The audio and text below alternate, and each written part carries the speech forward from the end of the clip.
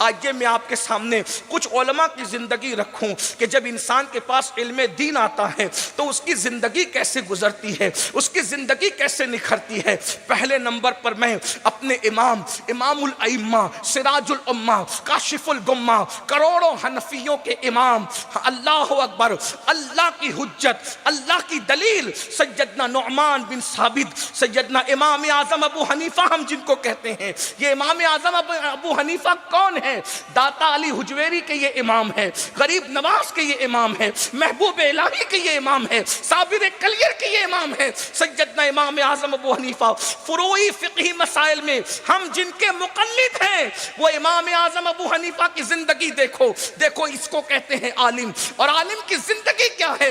एक मर्तबा सैयदना इमाम आज़म अबू हनीफा रदी अल्लाह तबारक व तआला के जूतियों के अंदर गोबर लग गया, और गोबर जब लगा तो आप जो है उस गोबर को छुड़ाने के लिए आपने पैर को झटकने की कोशिश की। जरा गौर करना, जब अल्लाह का खौफ दिल में आता है जिंदगी कितनी मोहतात हो जाती है, जिंदगी में कितनी एहतियात पैदा हो जाती है। अल्लाह अकबर, पैर को झटकने की कोशिश की, अल्लाह अकबर, वो पैर की जूती में गोबर लगा हुआ था, पैर झटक करके छुड़ाना चाहते थे गोबर को, लेकिन वो गोबर उड़ा और उड़ने के बाद दीवार पर जाकर के लग गया। दीवारें उस दौर में मिट्टी की हुआ करती थी।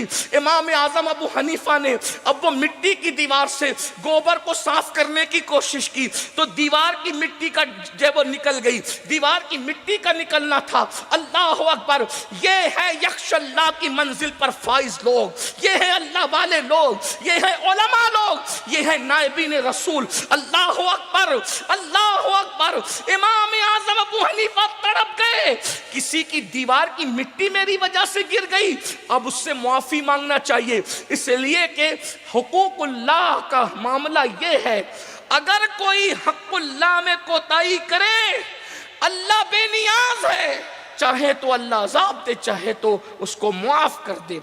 लेकिन अगर किसी ने बंदे की हक तलफी की, जब तक के बंदा माफ नहीं करेगा अल्लाह भी माफ नहीं करेगा। इमाम आज़म अबू हनीफा तड़प गए, मैदान महशर का मंजर निगाहों के सामने आ गया।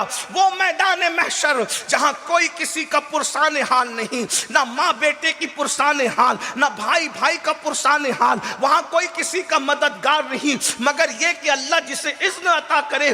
तड़प गए और उसके बाद इत्तेफाक से उसके दरवाजे पर आपने दस्तक दी तो वो बंदा बाहर आया जो इमाम आज़म का मकरूज था, इमाम आज़म से उसने कर्ज लिया था।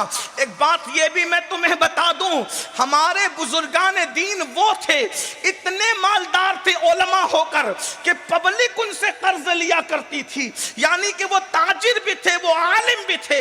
लेकिन आज तो हाल ये है, हमने उलमा को गरीब करने का ख्याल कर लिया है, ये हमारे मोहताज बन करके रहे, ये हमारे दस्तनगर बन करके रहे, ये हमारे आगे हाथ फैलाते रहे। अल्लाह अकबर, किसी दुनियादार को तरक्की पर देखें तो हमारे माथे पे शिकन नहीं आता, लेकिन आलिम के हाथ में आईफोन देखें या उसको अच्छी बाइक पर देखें, अच्छी सवारी पर देखें तो आपस में बातें करते हैं, आया कहां से? शायद मदरसे का चंदा चुराया होगा, मस्जिद में खयानत की होगी। अरे नादान, जब तू मस्जिद के अंदर सिर्फ 2 रकअत पढ़ने के लिए आता है हफ्ते में एक बार, तो अल्लाह तुझे इतना अता करता है, जो 5 वक्त सबके आगे खड़ा रहता है, अल्लाह उसको कितनी बरकत अता करता होगा। अपने उलमा का भला चाहो, अपने उलमा की खैरखाई करो, और अपने उलमा से भी गुजारिश करता हूं कि आप अपनी कौम से इबादत ही में आगे न रहो, बल्कि अपनी कौम से तिजारत में भी आगे बढ़ने की कोशिश करो। हमें तो बहुत आगे जाना है, मैं कहाँ रुकता हूँ, अर्शो फर्श की आवाज से मुझको जाना है बहुत ऊंचा, हदे परवाज से सितारों के आगे जहाँ और भी है अभी इश्क के इम्तिहान और भी है, तू शाही है परवाज है काम तेरा, तेरे सामने आसमां और भी है। इमाम आज़म का वो मकरूज था, बाहर आया, डर गया, कर्ज मांगने तो नहीं आ गए इमाम साहब। इमाम साहब ने फरमाया, ये घर तेरा है? जी मेरा है। मेरे जूती में गोबर लगा था, मैं वो छुड़ाने लगा तो उस पे चला गया, निकालने की कोशिश की तो मिट्टी निकल आई। एक काम कर, जितना कर्ज मेरा तुझ पे निकलता है वो सब मैं तुझे माफ़ करता हूँ, तू मुझे ये मामला माफ़ कर दे, ताकि क़यामत के दिन अल्लाह की बारगाह में मेरी पकड़ ना हो। ये है उलमा, जिनके पास खशियत होती है, उनकी ज़िंदगी ये गुजरती। बढ़कर मैं एक जुमला कहूँ, बुरा ना माने तो, हम बड़े मदरसे के फारिग को आलिम नहीं कहते, पढ़ा लिखा कहते हैं, लेकिन आलिम हकीकत में वही है जो यक्शल्लाह की मंजिल पर फाइज है।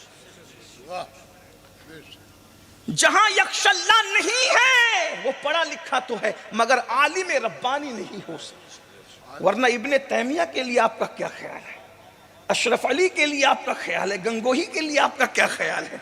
इतना याद रख, ये पढ़े लिखे तो थे मगर आलिम रब्बानी नहीं थे।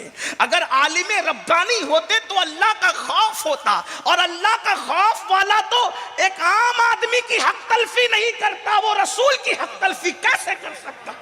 और जो रसूल की हक तलफी करे वो मोमिन नहीं हो सकता, वो आलिम कैसे हो सकता? इसलिए याद रखना, जहां यक्शल्लाह है, जहां अल्लाह का खौफ है, वहीं पर फैजान इल्म मौजूद है। आइए, आज हमारे माशरे के अंदर तूफान है, तूफान है। मस्जिद भरने के लिए कितनी तकरीरें हो रही है, कोई जाने तैयार है मस्जिद में? पूरी रात के 2-2, 3-3 बजे तक जलसा सुनते हैं, ऐशा पढ़ के नहीं आएंगे जलसे में, और जाके भी ऐशा नहीं पढ़ना और फजर भी नहीं पढ़ना। वजह, उनको पता ही नहीं कि नमाज क्या है। काश कि हम इनको एजुकेट करते कि नमाज क्या है, नमाज क्या है। अगर हम पढ़े लिखे होते, हमारे पास इल्म होता, आप देखना कि आलिम जल्दी नमाज को तर्क करने वाला नहीं मिलेगा। फिर आलिम से मुराद वही जो यक्शल्लाह की मंजिल पे फाइज है, आपको कभी नहीं मिलेगा आलिम को कभी। हम तो ऐसे आलिम को जानते हैं, मुझे याद आ रहा है अपने इमाम का सफ़र। हमारे इमाम सैयदी आला हज़रत इमाम अहले सुन्नत रदी अल्लाह तबारक व तआला एक सफ़र में जा रहे थे, सफ़र कर रहे थे। आपने ट्रेन की एक पूरी बोगी सिर्फ इसलिए बुक करवाई कि हम अपनी मर्जी से रुक सकें और जमात के साथ नमाज पढ़ सकें।